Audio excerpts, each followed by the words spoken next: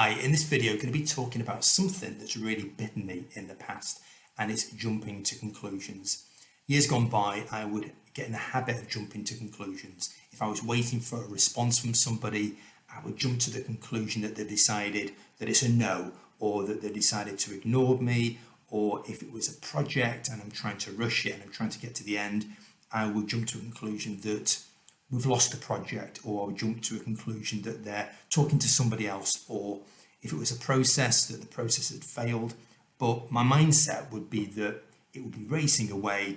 I would decide that 1 and 1 equals 3, and that the result is a negative, or we've lost something, and that would cause an awful lot of stress. And if I'd have just adopted a more curious mindset, or if I'd have just waited, the actual result 9 out of 10 times is different to what I'd actually thought in the first place. So often it wasn't a no, it was a yes, or they weren't ignoring me, there was just something going on that they had to deal with, which was important.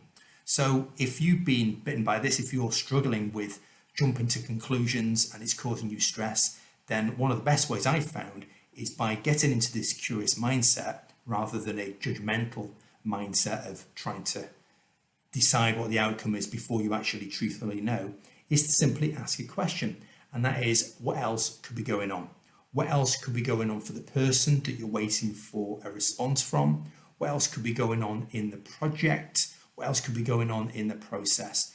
And by having this mindset of curiosity, you're giving yourself some space. You're giving yourself some space to actually think.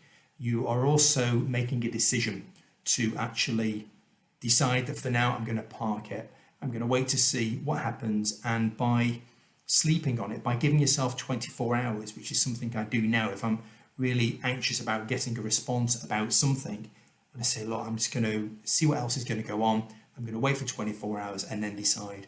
And by making that decision, you can move on. It feels lighter because you parked it.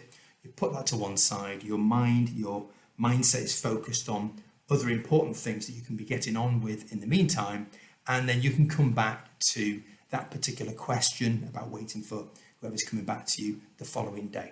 So I hope that's helpful. I hope you're not struggling with jumping to conclusion. If you are, try that out, and hope you have an awesome day. Take care.